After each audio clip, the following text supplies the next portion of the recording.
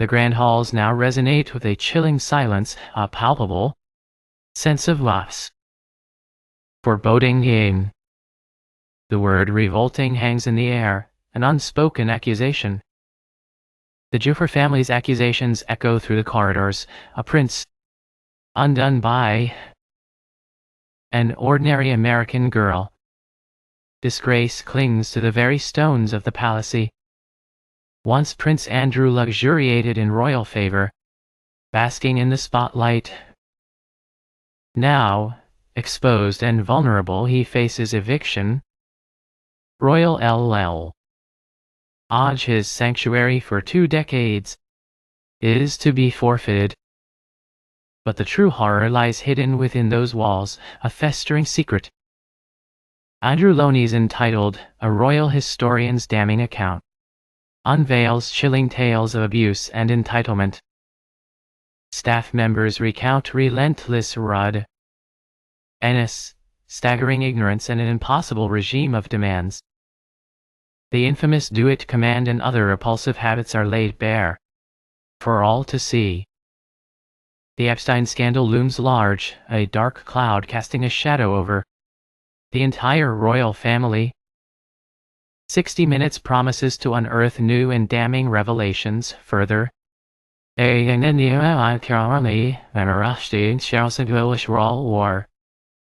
Mountbatten Windsor is, prince in name only, stripped of all real power and influence. King Charles has decisively cut ties, severing all connections. Gone are the military titles, the patronages, the HRH status, all swept away in a swift and decisive act. Royal Lodge, the sprawling 30-room mansion, is slipping from his grasp like sand through his fingers. Decades of enjoying near rent-free living, a life of unimaginable privilege, are drawing to a humiliating close. Public fury has forced King Charles's hand, compelling him to expose behavior deemed utterly vile and unforgivable. Never happened, Andrew insisted, vehemently denying any encounter with Virginia Roberts. Then a photograph surfaces, a stark and undeniable contradiction. "That's me, but I have simply no recollection," he stammered, the lie hanging heavy in the air. A pathetic attempt to salvage his reputation. "Do it," that infamous barking command, became the chilling hallmark of his personality, a symbol of his arrogance and entitlement. Always rude, consistently dismissive, never a hint of politeness or a simple request. One former aide, after years of enduring his abuse, simply branded him a rude, ignorant sod, a blunt but accurate assessment of his character. Even the most seasoned and unflappable palace veterans, those who had witnessed decades of royal behavior, found him utterly unbearable. In stark contrast, Charles and the Queen Mother consistently treated staff with genuine respect and consideration, recognizing their value and contributions. Andrew, however, viewed them as mere relics, disposable servants trapped in a bygone era. He believed that his royal blood granted him absolute license to behave as he pleased without regard for the feelings or dignity of others. Tom Quinn's book throws open the doors to the hidden lives of palace staff, offering a glimpse into their daily struggles and humiliations. Maids and butlers recount enduring the endless tantrums of a spoiled man-child, a grown man behaving like a petulant toddle, heir demanding constant attention and catering to his every whim. Mornings were a waking nightmare, a daily ordeal, as he stubbornly refused to perform even the simplest task of opening his own curtains, demanding that others cater to his laziness and entitlement. Staff members were forced to climb 4 flights of stairs, simply to draw the drapes while he watched on with cold indifference, a silent, entitled observer, completely oblivious to the effort and inconvenience he was causing. His bedroom, they whispered in hushed tones, was a biohazard zone, a breeding ground for germs and filth, a testament to his slovenly habits. Used tissues littered the floor, a revolting daily collection task that one should have to endure, a symbol of his utter disregard for hygiene and cleanliness. One insider recalling the experience described it as disgusting, demeaning, and utterly humiliating, a stain on the reputation of the royal household. Then there were the teddy bears, an army of plush toys meticulously arranged according to his precise and unwavering demands, a bizarre and unsettling obsession. Laminated photographs dictated their exact placement down to the shuri millimeter, an inch and sort, a.t. Even a bear toy tilted slightly off-kilter could unleash his fury, testament to his obsessive control and explosive temper. This toxic blend of childishness and volatility created an unbearable environment, a pressure cooker of fear and anxiety, where everyone was constantly walking on eggshells. Aides felt suffocated, constantly on edge, terrifying of making the slightest mistake that could trigger his wrath. A wrong tie, a forgotten curtain, a slightly tilted bear, any of these could spark a volcanic rage, unleashing his unpredictable anger upon the unfortunate staff. The air crackled as the aide, face paling, endured a volcanic eruption of invective for the crime of abbreviating the Queen Mother's elaborate title, then dismissal. His face, marred by what he saw as an ugly blemish, revealed a shallow soul, obsessed with looks, sparking terror among his staff who lived under the shadow of his volatile temper.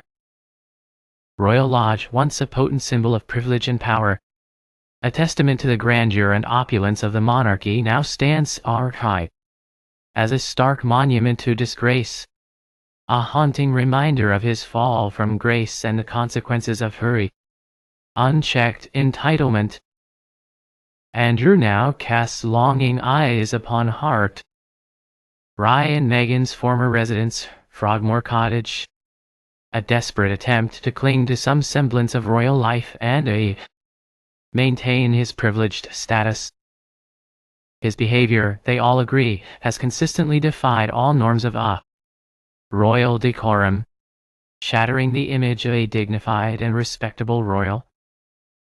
Entitlement permeated every aspect of his life, poisoning his interactions with others and creating a climate of fear, resentment, and distrust. He once summoned a TV technician at midnight simply because he was having trouble with the remote control. A trivial issue that could have easily waited until morning, a blatant display of his arrogance and his belief that his needs were more important than anyone else's. Protection officers were routinely dispatched to fetch errant golf balls, a horrifying display of breathtaking arrogance and a blatant misuse of resources, further highlighting his sense of entitlement and his disregard for the rules that applied to everyone else. He seemed to deem even the smallest task as being far beneath him, unworthy of his royal attention. A clear indication of his inflated ego and his belief that he was somehow superior to those around him. Complete and unquestioning obedience was always expected, without exception, a demand for absolute subservience and a complete disregard for the dignity and autonomy of others.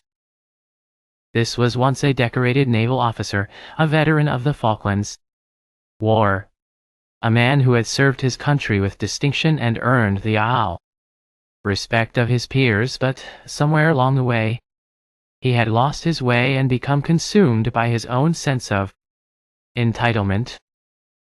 Buckingham Palace issued the formal announcement stripping him of his remaining titles and patronages. A final act of humiliation and a clear message that his behavior would no longer be tolerated. He was now simply Andrew Mountbatten Windsor, nothing art. Stripped bare of royal pomp, the Duke of York now stood as mere mystery. York, his title shed under relentless public scrutiny and familial urging. The Falklands War hero had somehow transformed into a petty and now volatile figure, a shadow of his former self, consumed by arrogance and entitlement. Loney's biography exposes a pattern of overseas misconduct, revealing how he allegedly exploited his role as a trade envoy for personal gain, using his position to enrich himself and indulge in his lavish lifestyle. Lavish hotels, questionable company, taxpayer-funded trips were routinely transformed into personal holidays, a blatant abuse of power and a betrayal of the trust placed in him. One particularly egregious trip to Thailand involved entertaining dozens of women, a scandal that further damaged his reputation and brought shame upon the royal family. The palace attempted to dismiss the allegations, but the stain on his reputation remained. A permanent reminder of his misconduct and his lack of judgment. His arrogance extended to his finances, seemingly without limit, as he indulged in a lifestyle of unimaginable luxury and excess. Luxury cars, international homes, outrageously expensive gifts, all seemingly far beyond his legitimate means. Whispers intensified, questioning the origins of his fortune and shady transactions. Brazenly, he reportedly demanded treasures, even a Faubourg egg, revealing stark greed and exploiting power. Royal Lodge became the ultimate symbol of his downfall, a monument to his excess and his unchecked entitlement. 30 rooms, vast grounds, minimal rent, a life of unimaginable privilege that was funded by the public purse. By 2025, public patience had finally reached its breaking point, and the calls for his removal from public life became deafening. The endless scandals had deeply scarred the monarchy, threatening to undermine its legitimacy and its standing in the eyes of the public. King Charles, in a heated and decisive phone call, removed Andrew's final vestiges of privilege, severing all ties and sending a clear message that his behavior would no longer be tolerated. Titles gone, honors stripped away, Royal Lodge soon to be empty and silent, a symbol of his disgrace and his fall from grace. Prime Minister Starmer has voiced his support for a full parliamentary inquiry into the matter, a sign of the seriousness of the situation and the need for accountability. The mood within Windsor is before us, Andrew reaches his absolute limit, an irreversible point. The House of York trembles, his ruin looms, darkening the monarchy's horizon. Sarah Ferguson, once a staunch and unwavering defender, now maintains a careful distance, desperately trying to salvage what remains of her own reputation and protect her daughters from the fallout. She is acutely aware of the damage that Andrew's actions caused and is determined to avoid being further tainted by his disgrace. Princess Beatrice and Eugenie remain conspicuously silent, caught in an impossible position, torn between loyalty to their father and the crushing weight of shame and embarrassment. Witnessing their father's ruin and the royal house's devastation, loyalty clashes with deep shame as they reportedly flee the UK for sanctuary. Relentless scrutiny and the constant media attention, hoping to shield their own families from the fallout. A once prominent and powerful family has been reduced to tabloid fodder, their lives dissected and analyzed by the media and the public. Fleeing the tempest and press, Andrew may find solace within his private estate's walls. Stripped of royal support, his path ahead appears precarious, demanding adaptation to a life without the privileges and trappings of royalty. Endorsements have vanished like smoke, and his business ventures have crumbled under the weight of the scandals. His image is now irreparably damaged, and he will likely never be able to fully restore his reputation. This cautionary tale reveals the dangers of unchecked privilege and the corrosive effects of entitlement. It demonstrates how power and entitlement can corrupt, especially in the absence of accountability and oversight. Loney's entitled serves as a stark mirror, reflecting the darker aspects of the monarchy and exposing the flaws and vulnerabilities of the system. It shows in stark detail what happens when the rules simply don't apply, and individuals are allowed to operate without consequences.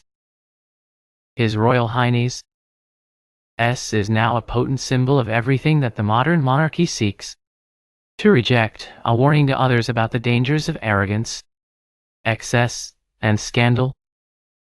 From barking "do it" at terrified staff to living a life of unimaginable luxury, Andrew Mountbatten Windsor has lost it all.